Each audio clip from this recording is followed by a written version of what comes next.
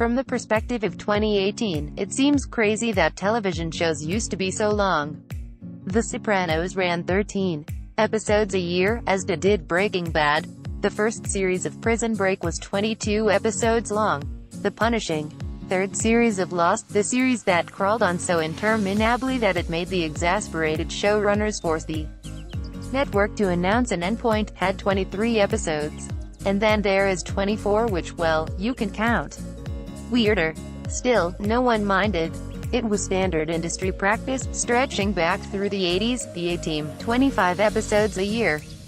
The 70s, M*ASH, 27 episodes, the 60s, Star Trek, 29 episodes, and beyond, Gunsmoke, 1955-75, a staggering 39 episodes. Television was a sausage factory back then, valuing quantity over quality. People put up with it because, well, what else was to do? Read a book. Yuck. How different things are now. The biggest criticism leveled at Netflix's new drama, 7 Seconds, is that it is too long. It has 10 episodes. Only 10. That is barely a quarter of a Gunsmoke, yet people are whining about being bored. The same thing happened with Gypsy. The widely acknowledged flaw with Series 2 of Stranger Things was that, at 9 episodes, it was exactly 1 episode too long.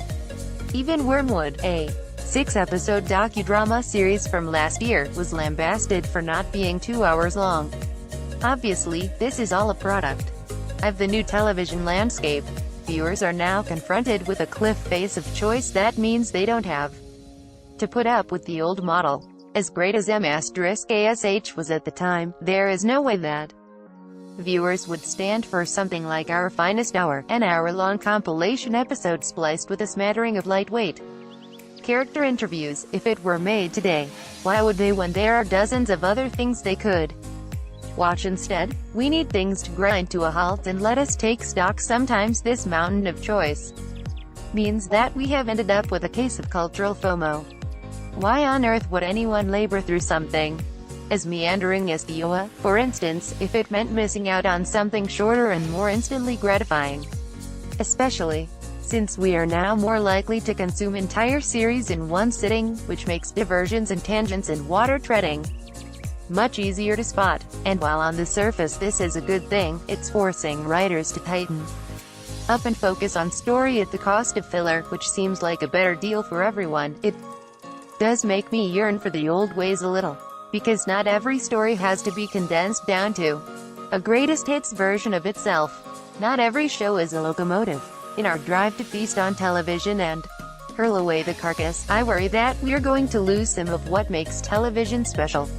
Were it made today for a service such as Netflix, would Breaking Bad bother with an episode like Fly?